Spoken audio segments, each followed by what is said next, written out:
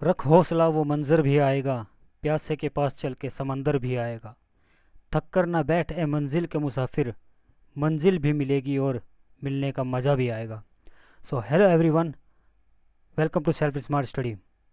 तो आज की वीडियो का शुरुआत हम इस मोटिवेशनल स्पीच के साथ करते हैं। तो पिछली वीडियोस में हमने कवर किए हैं, 4 वीडियोस हम कवर कर चुके हैं यूपी पैट के प्रीवियस ईयर एग्ज़ाम के और एक्स्ट्रा फैक्ट के बारे में हम पहले से डिस्कस कर चुके हैं। अगर आपने 4 वीडियोस वो नहीं देखी हैं तो उन वीडियोस को ज़रूर देखें। जो भी क्वेश्चंस मैं इसके अंदर कवर करा रहा हूँ उसके साथ साथ एक्स्ट्रा फैक्ट्स भी, मैं मोस्ट इंपॉर्टेंट एक्स्ट्रा फैक्ट्स भी कवर करा रहा हूँ जो कि प्रीवियस एग्ज़ाम में पूछे गए हैं। अगर आपने वे वीडियोज़ नहीं देखी हैं तो प्लीज़ वो जा करके वीडियो ज़रूर देख लें और चैनल को सब्सक्राइब कर लें। चलिए अभी शुरू करते हैं हम नेक्स्ट क्वेश्चन। प्रीवियस ईयर चल रहा है हमारा पैट, यूपी पैट का। तो अब तक हम 21 क्वेश्चंस कवर कर चुके थे। तो हमारे 21 क्वेश्चन क्या था, फिर से हम रिपीट कर लेते हैं। थोड़ा इसके बारे में मैं रिवाइज करा देता हूँ। भारत के संविधान में जन स्वास्थ्य एवं स्वच्छता किस में शामिल है? तो ये किस में शामिल है? राज्य सूची में, समवर्ती सूची में या संघ सूची में या फिर इनमें से कोई नहीं। तो इसका राइट आंसर क्या हो जाएगा? राज्य सूची में आता है जन स्वास्थ्य एवं स्वच्छता। अगर यहाँ पर बात करेंगे एक्स्ट्रा फैक्ट्स इसके बारे में जानने की, मैंने बताया था कल पिछली वीडियो में भी, मैं फिर भी रिपीट कर देता हूँ। सार्वजनिक स्वास्थ्य और स्वच्छता अस्पतालों और दवाखानों को भारत के संविधान की 7वीं अनुसूची की राज्य सूची में सूचीबद्ध किया गया है। भारतीय संविधान की 7वीं अनुसूची संघ, राज्य और समवर्ती सूची के बीच विभाजित विभिन्न वस्तुओं का विवरण प्रदान करती है।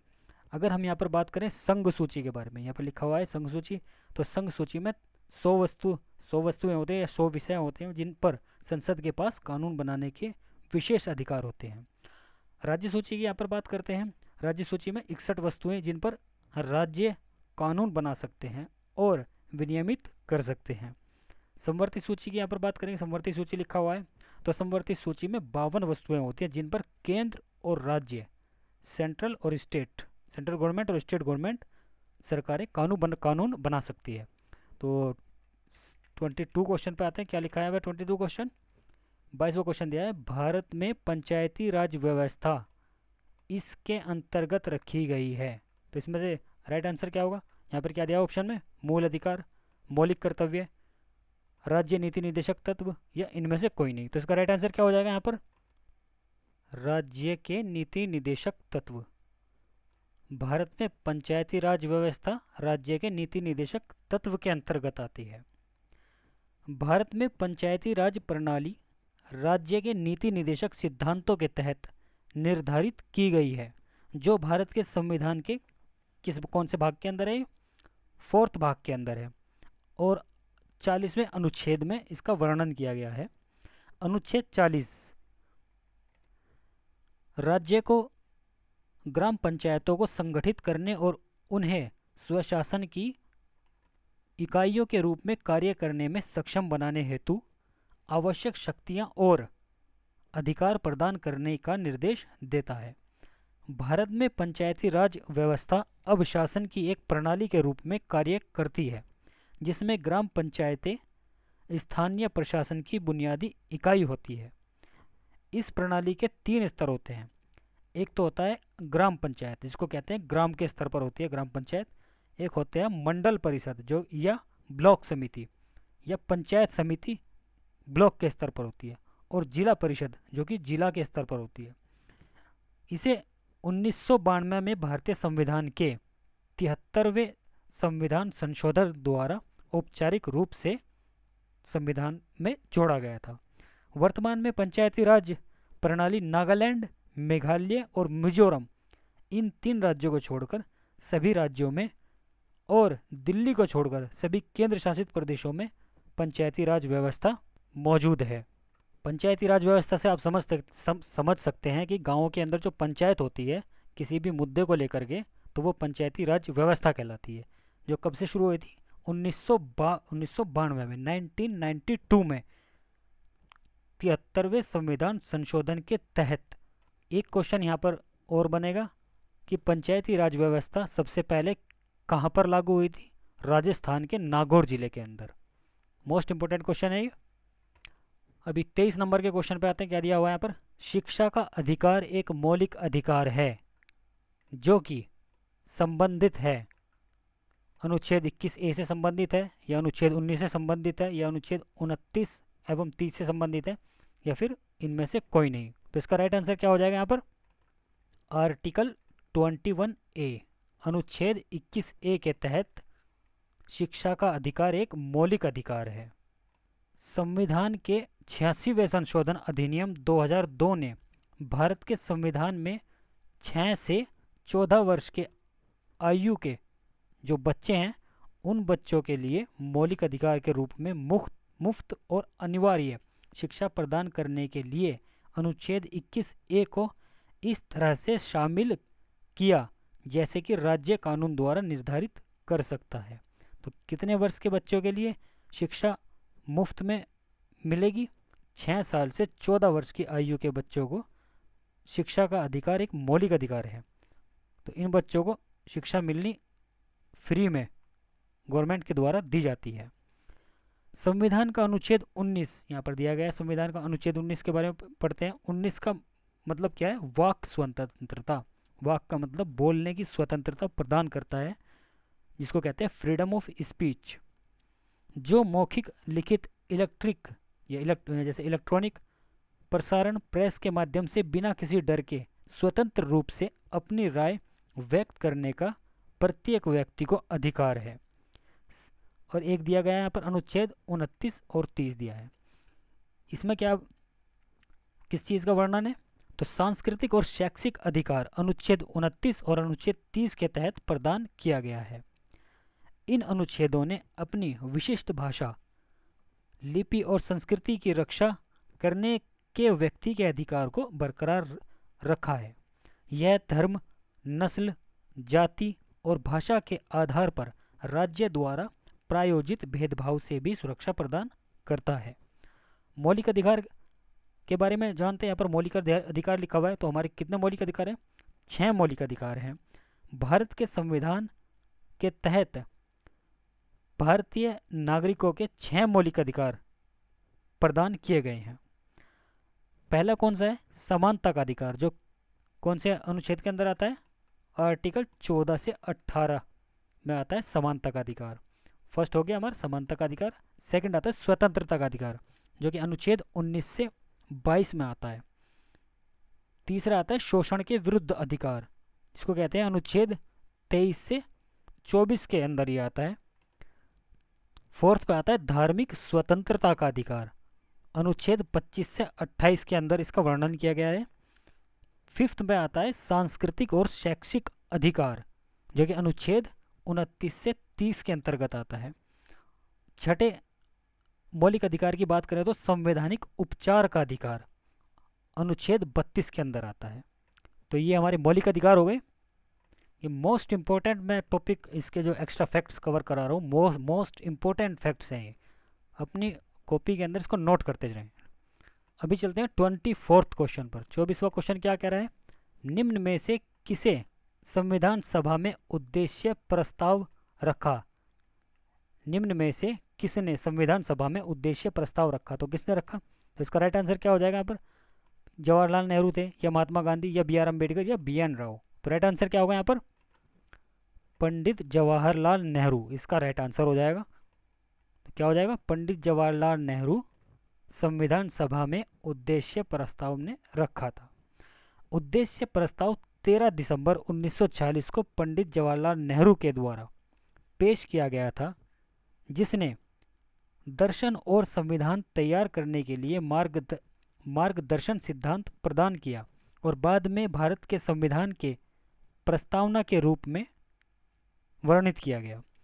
इस प्रस्ताव को 22 जनवरी 1947 को संविधान सभा द्वारा सर्वसम्मति से स्वीकार किया गया।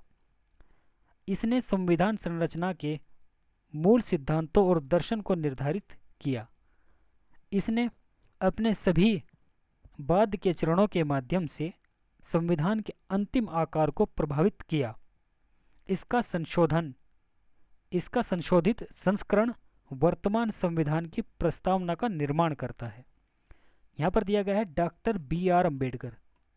डॉक्टर बी आर अम्बेडकर, या जिसका पूरा नाम है भीमराव रामजी अम्बेडकर, जिन्हें बाबा साहब अम्बेडकर के नाम से भी जाना जाता है, एक भारतीय विद्वान, न्यायविद, अर्थशास्त्री, राजनीतिज्ञ और समाज सुधारक डॉक्टर भीमराव अम्बेडकर जी थे, जिन्होंने दलित बौद्ध आंदोलन को प्रेरित किया और महिलाओं और श्रम के अधिकारों का समर्थन करते हुए अछूतों के प्रति सामाजिक भेदभाव के खिलाफ अभियान चलाया।